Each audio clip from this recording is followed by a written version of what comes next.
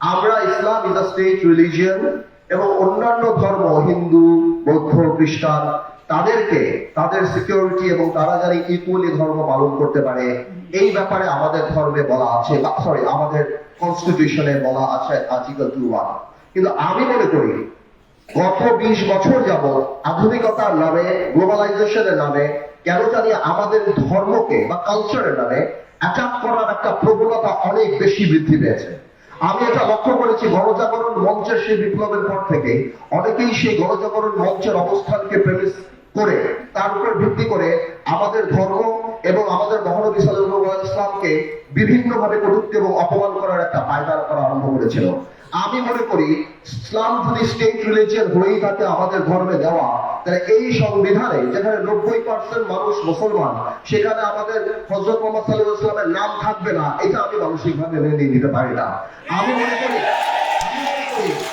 করি অনেক আমি জানি অন্য আইনে আছে যে ধর্মীয় অনুভূতিতে আঘাত আনলে 2 বছর কারাদণ্ড, কিন্তু অন্য আইনে আবার এও আছে যে জাতির জনক নিয়ে কথা বললে 5 বছর কিংবা 10 বছর কারাদণ্ড।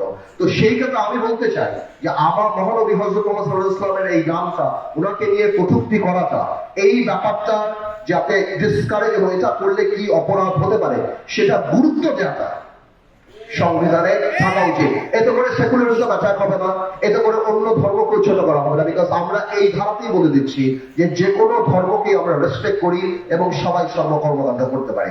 At the same time article 94 যেখানে আমাদের কোর্ট কিভাবে কনস্ট্রাকশন হবে সেগুলি বলা আছে, সেখানে আমি মনে করি মালয়েশিয়ার ইন্দোনেশিয়ার আদলে যারা ইসলামিক ল দ্বারা পরিচালিত হতে চায়, ফ্যামিলি ম্যাটার্স এর অন্য ম্যাটার্স, সেখানে ইসলামিক ল এর প্রভিশন থাকা উচিত। যারা ইসলামিক কোর্টে ইনভোক করবে তাদের যদি, যেমন এখানে সাকসেশনের ম্যাটার থাকতে পারে, উইলের ম্যাটার থাকতে পারে, ফ্যামিলি ম্যাটার্স থাকতে পারে, সম্পত্তি যেটা আপনার সম্পত্তি আইন বলেন বা সেই প্রভিশনগুলি যদি কেউ চায় ইসলামিক ল দ্বারা পরিচালিত হবে, তাহলে ইসলামিক কোর্টের প্রভিশন থাকা উচিত। আমি মনে করি, শুনুন একটা কথা বলি, গ্লোবালাইজেশন আর মডার্নাইজেশনের নামে আমরা আমাদের কৃষ্টি কালচার ধর্ম থেকে অনেক দূরে সরে যাচ্ছি। ধর্মকে সবাই আপ টু ডেট মনে করে না, বাট আমি মনে করি this is the perfect time that we should come back to our roots. আমাদের কালচার, আমাদের ধর্ম, আমাদের এই জিনিসগুলিকে আমাদের এখন ফিরিয়ে নিয়ে আসা উচিত এবং যথাযথ সম্মান দেওয়ার জন্য সংবিধানে এদের অবস্থান দেওয়া উচিত। এটা আমরা আমাদের এখান থেকে প্রস্তাব জানাচ্ছি। আর্টিকেল 125 এ ইন্টারন্যাশনাল ট্রিটির কথা বলা আছে, আপনি যদি দেখেন, আমি মনে করি এইবার 17 বছরে আমরা দেখেছি পার্লামেন্টে কিভাবে দেশ বিক্রির পায়তারা, আদানি চুক্তি থেকে আরম্ভ করে অন্যান্য কিছু। আমি মনে করি যেই চুক্তিগুলি হয় শুধুমাত্র রাষ্ট্রপতির কাছে প্রধানমন্ত্রী যাবে আর নিয়ে আসবে, রাষ্ট্রপতি লাগাবে। জনগণের সামনে যে কোনো ইন্টারন্যাশনাল ট্রিটি, আন্তর্জাতিক চুক্তি খোলাখুলি ভাবে জানিয়ে দিতে হবে। পার্লামেন্টের জনগণ জানতে চায় জনগণ কি দিল, জনগণ জানতে চায় জনগণ কি পেল। বাংলাদেশ স্বাধীন, বাংলাদেশ সার্বভৌম দেশ, আমরা কোন দেশের অধীনে না, আমরা সবার সাথে বন্ধুত্ব করতে রাজি। At the same time we must make sure we have our heads high. আমাদের মাথায় রাখতে হবে আমরা সসম্মানে জানি সবার সাথে সেই সম্পর্ক রাখতে পারি। কোনো স্বামী স্ত্রীর সম্পর্ক কারোর সাথে নাই, কোনো বড় ভাই ছোট ভাই সম্পর্ক কারোর সাথে নাই। আমরা একইভাবে আমাদের রাইট প্রোটেক্ট করে আমরা আমাদের অবস্থান রাখতে চাই। So article 45 is very important. তত্ত্বাবধায়ক সরকার ব্যাপারটা 15th অ্যামেন্ডমেন্ট, এটা কোর্টে চলছে। এটা তো বাংলাদেশে একটা পাগলেরও দাবি তত্ত্বাবধায়ক সরকার হওয়া। বাংলাদেশের মানুষের গাছ পাতা, ইট বালি, পশু পাখি সবাই এটা রিয়েলাইজ করে তত্ত্বাবধায়ক সরকার ছাড়া সুষ্ঠু নির্বাচন সম্ভব না। তত্ত্বাবধায়ক সরকারের দাবি গত 17 বছর ধরে করে আসছি, পার্লামেন্টে করেছি, এখনো বলছি, ভোটাধিকার প্রতিষ্ঠা করতে হলে তত্ত্বাবধায়ক সরকার থাকতে হবে। কারণ ক্ষমতায় গেলে আমরা কেমন পাগলা ঘোড়া হয়ে যাই, আমাদের অহংকারে মাটিতে পা পড়ে না, আমরা এলোমেলো কথা বলি, রেসিপি থেকে আরম্ভ করে এমন কিছু নাই আমরা দেই না, আমরা সবকিছু বুঝে যাই। তো আমি মনে করি আমাদের তত্ত্বাবধায়ক সরকারটা সংবিধানে অবশ্যই ফিরে নেওয়া উচিত। আর্টিকেল 70 নিয়ে আপনারা জানেন, if you are nominated for a certain political party, কোন রাজনৈতিক দল হইতে নমিনেশন পাইবার পরে যদি উহার বিরুদ্ধে ভোট দেন, সেটা আর্টিকেল 70। ফ্লোর ক্রসিং এর ব্যাপারটা, এর মধ্যে ভালো খারাপ অনেক কিছু আছে। বিকজ বাংলাদেশে কিন্তু এমপি বিক্রির একটা প্রবণতা আমরা দেখেছি, স্পেশালি এরশাদ সাহেবের সময় আনোয়ার মঞ্জুর এমপি গুলি লাঙ্গল নিয়ে যখন যুদ্ধ হয় সেই সময় কিন্তু আমরা এই জিনিসগুলো দেখেছি। আমি মনে করি আর্টিকেল 70-তে ভোট দেওয়াটা মানা আছে কোন দলীয় সংসদ সদস্যের, কিন্তু দলীয় সংসদ সদস্য তার দলের কোন সিদ্ধান্তর ব্যাপারে বাইরে যে কোনো অবজেকশন দিতে পারে, ইভেন কি পার্লামেন্টে কথা বলতে পারে। তো আমি মনে করি কোনো অ্যাব্রাপ্ট সিদ্ধান্ত না নিয়ে এই আর্টিকেল 70-র ব্যাপারে আরো অনেক কথা বলার আমাদের সুযোগ আছে। ওকে, তো এটা আমি মনে করি কোনো নির্বাচিত সরকারেরই সেটা করা উচিত। আরো কিছু কিছু ব্যাপার আছে, যেমন আর্টিকেল 75 আছে যে সংসদে যারা উপস্থিত থাকে ওই তাদের মধ্যে থেকে মেজরিটি দিয়ে আইন পাস করা হয়। আমার মনে হয় এখন দেখা গেল সংসদে 50 জন আছে বা 100 জন আছে, আমার মনে হয় এটাকে পরিবর্তন করে মিনিমাম 2/3 বা বেশি, বিকজ এখন অনলাইন আছে, যে কোনো আইন পাস করার জন্য পুরো সংসদ সদস্যদের এখানে থাকা, সেখান থেকে মেজরিটিটা অনেক ইম্পর্টেন্ট। আর্টিকেল 70-তে এডুকেশনের ব্যাপার আছে, বাট আমরা মনে করি এখানে এই এডুকেশনের জায়গা আছে অনেক, আসলে আমাদের কনস্টিটিউশন ছাড়া অনেক সদলিত আছে, এটাতে অনেক ইন্টারপ্রিটেশন করার রুম থাকে। তো আমি মনে করি আরো স্পেসিফিক হওয়া উচিত। আর্টিকেল 70-তে লেখাপড়ার ব্যাপারে, শিক্ষার ব্যাপার আছে, আমি মনে করি এখানে বাংলা, ইংলিশ, মাদ্রাসা, ধর্ম, গভর্নেন্স, এনভায়রনমেন্ট এবং ক্লাইমেট চেঞ্জ নিয়ে থাকা উচিত। We need to educate our children. আমাদের এই ব্যাপারে কথা বলে, বাট আমি আবার মনে করি এটা এনাফ না। যারা এখানে অটিস্টিক বাচ্চারা যারা আছেন বা যারা স্পেশাল কেয়ার প্রয়োজন, আমি মনে করি ওনাদেরকে দিনের জন্য, আজকের দিনের অনেক প্রবলেমের কথাই আমাদের সংবিধান বলে না। এর মধ্যে সবচেয়ে বড় প্রবলেমটা হলো 18-21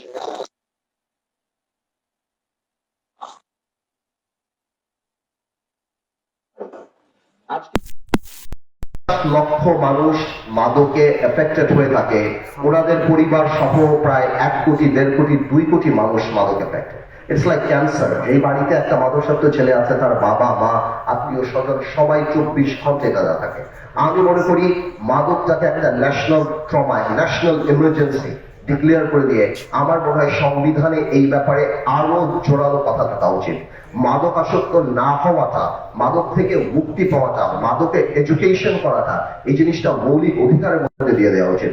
every school must have this rehabilitation কর্নারের জন্য জায়গা, যেখানে স্কুলে যে বিভিন্ন এনজিও বা সরকার থেকে যে মাদকের ব্যাপারে এডুকেটেড করানো হবে। এটা লজ্জার ব্যাপার না।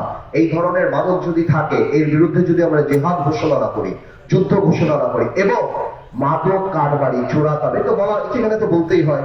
এই যে আমাদের গত সরকার বাংলাদেশের সবচেয়ে বড় পাবল এসকোবার, বাংলাদেশের সবচেয়ে বড় ড্রাগ লর্ড, মানে এত খারাপ মানুষকে প্রমোট করে আজকে সারা বাংলাদেশে বিড়ি সিগারেটের মতো আপনার সারা বাংলাদেশের কোনায় কোনায় ইয়াবার বিভিন্ন ধরনের মাদক বিক্রি করে। তো একটা চক্র আমাদের একটা জেনারেশনকে ধ্বংস করার পায়তারা করেছিল। আমি মনে করি আজকের সংবিধান আজকের মতো হতে হলে, আজকের মানুষের কথা বলতে হলে, আজকের প্রবলেমের কথা, আজকের দুর্দশার কথা বলতে হলে, যারা করে তাদেরকে জাতীয় শত্রু হিসেবে তাদেরকে ধরা হয়। আমি মনে করি এটা অত্যন্ত গুরুত্বপূর্ণ। আরেকটা জিনিসও খুব ইম্পর্টেন্ট, সেটা আমরা এইবার ভালো করে দেখলাম। আগে তো আমরা কোনোদিন শুনিনি, আমরা জানতাম না, হয়তো জানতাম না। একটা দল, একটা রাজনৈতিক দল, জনগণের দল, তারা ক্ষমতায় থাকার জন্য কত হাজার মানুষকে হত্যা করলো। আমি এখনো বিশ্বাস করি যে আওয়ামী লীগের নৈতিকভাবে রাজনীতি করার কোনো অধিকার নাই। সেই পর্যন্ত আওয়ামী লীগ অনুশোচনা না করে এবং আওয়ামী লীগ ক্ষমা না চায় এবং বিচার না করে। আমি চিন্তা করে দেখলাম, কয়েকদিন আগে আমি দেখলাম যে বিএনপি চায় আওয়ামী লীগকে নির্বাচনে আসার জন্য। আমি বুঝতে পারি রাজনীতিবিদ হিসাবে যে বিএনপি চেতেই পারে আওয়ামী লীগকে নির্বাচনে আসার জন্য, নাহলে আওয়ামী লীগ পরে বলতে থাকবে যে আমাদেরকে নির্বাচনকে বাদ দেওয়া হয়েছে, এই নির্বাচনের গ্রহণযোগ্যতা নাই, এই নির্বাচন আমরা করলে আমরা জিতে যেতাম। কিন্তু আমি একটা কথা পরিষ্কার করে বলে দিতে চাই, বিএনপি বলুক, শব্দ বলুক, ইউনিসব বলুক, গ্রাউন্ড রিয়ালিটি কিন্তু ডিফারেন্ট। যেখানে আমার ভাইদের যেই ডিস্ট্রিক্টে, যেই গ্রামে 15 তারিখ 5 অগস্টে বা এই 17 বছরের রক্ত ঝরেছে, আমার ভাইদের লাশ গিয়েছে, ওইসব জায়গায় আওয়ামী লীগের ক্যান্ডিডেটেরা যা ভোট চাওয়ার মুখ রাখে না, তাদেরকে কেউ ভোট যেতে দিবে না। গ্রাউন্ড রিয়ালিটি আলাদা। বিচার না হওয়া পর্যন্ত আওয়ামী লীগকে বাংলাদেশের মানুষরা ঘর থেকে বের হতে দিবে না রাজনীতি করার জন্য। যদি অনুশোচনা না থাকে, যদি তারা মানুষের কাছে ক্ষমা না চায়। কিন্তু ইদানিং কয়েকটা বক্তব্যে দেখলাম ক্ষমা তো দূরের কথা। আরেকটা কথা আমি জিজ্ঞেস করতে চাই আওয়ামী লীগের, মানে পলায়িত আওয়ামী লীগ, হয়তো লোকাল আওয়ামী লীগটা জিজ্ঞেস করতে হবে, যারা পালায় আছে তাদেরকে জিজ্ঞেস করতে হবে। আমি জিজ্ঞেস করতে চাই, আপনারা ইউনূস সরকারকে গালি দিচ্ছেন, আপনারা বলছেন এই হত্যা ইউনূস সরকার করেছে, আপনারা বলছেন আমরা অবৈধ, এই সরকার অবৈধ, তাহলে আপনারা এই অবৈধ সরকারের অধীনে কিভাবে নির্বাচনে অংশগ্রহণ করবেন? তাহলে আপনাদের মেনে নিতে হবে। তো আমি মনে করি যে বিএনপি হয়তো ছাড় দিতে চায় আওয়ামী লীগকে নির্বাচনে আসুক, বা নৈতিকভাবে আমি মনে করি না আওয়ামী লীগের নির্বাচন করার কোনো সুযোগ আছে। এবং আওয়ামী লীগের মতো দলকে, যারা গণহত্যায় বিশ্বাস করে, যাদের কোনো রাজনৈতিক অস্তিত্ব নাই, যারা ক্ষমতায় যাওয়ার জন্য সবকিছু করতে রাজি, সেই ধরনের দলকে বাতিল নিষিদ্ধ করার জন্য আমি মনে করি সংবিধানের প্রভিশন থাকা উচিত। এটা আমার কথা না, জার্মানি কনস্টিটিউশন আর্টিকেল 21 এটা আছে, political party loses it's integrity, it's character. বাংলাদেশে যদি যে রাজনৈতিক দলের ক্যারেক্টারিস্টিক হারিয়ে ফেলবে, যে রাজনৈতিক দল গণহত্যায় চলে যাবে, মানুষ হত্যায় চলে যাবে, এবং রাজনৈতিক দল যারা মানুষের কথা বলবে কিন্তু কথা না বলে যেখানে মানুষকে হত্যা করবে, আমি মনে করি এই ধরনের রাজনৈতিক দলকে নিষিদ্ধ করেন না করেন পারবে, কিন্তু নিষিদ্ধ করার প্রভিশন সংবিধানে রাখতে হবে। না হলে এরা আবার করে সামনেও আবার এই ধরনের রাজনৈতিক দল সামনে চলে আসবে। আমি আরেকটা প্রস্তাব দিতে চাই, সেই প্রস্তাবটা হলো, আপনারা দেখেছেন বাংলাদেশের ইতিহাসে যেই পরিমাণ চুরি এই সরকার করেছে, বাংলাদেশের ইতিহাসে সেই পরিমাণ ডাকাতি চুরি আমরা আগে কখনো দেখিনি। এই চুরি হওয়াতে বাংলাদেশে আমাদের কাছে আমরা শুধুমাত্র লজ্জিত না, সত্যি কথা বলতে বিদেশের মাটিতেও বাংলাদেশের কিন্তু যথেষ্ট সুনাম ক্ষুণ্ণ হয়েছে।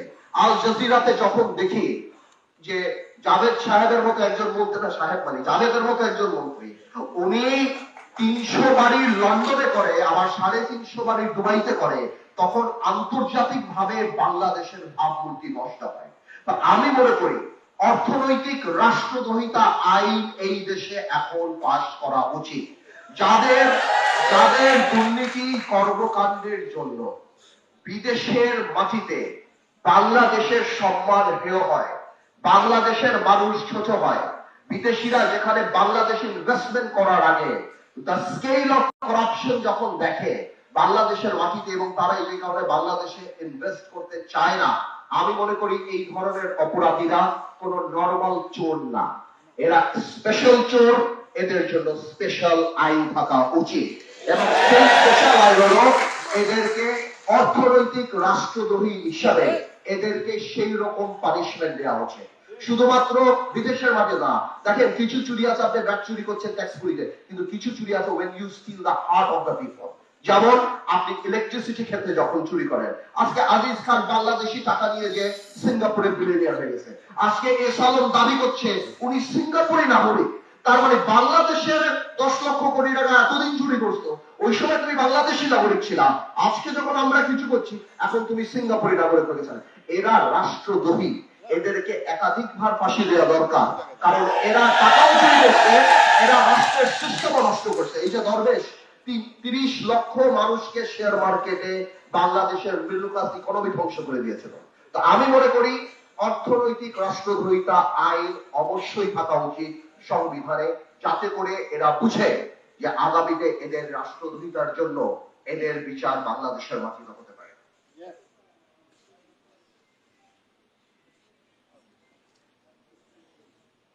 আরেকটা ব্যাপারে অনেকদিন ধরে এই জিনিসটা আমার দৃষ্টি আকর্ষণ করছে, তো আর্টিকেল 66 কারা এমপি হতে পারবে। আপনারা যদি আর্টিকেল 66 দেখেন, সেখানে বলা আছে এমপি হতে হলে 25 বছর বয়স হতে হবে, এমপি হতে হলে মানসিক ভারসাম্য হওয়া যাবে না, অথবা নৈতিক শৃঙ্খলা জড়িত অপরাধে কারাদণ্ড যদি থাকে, অথবা যদি যুদ্ধাপরাধী বা মানবতা বিরোধী অপরাধী হয়, অথবা যদি ডুয়েল পাসপোর্ট হয়।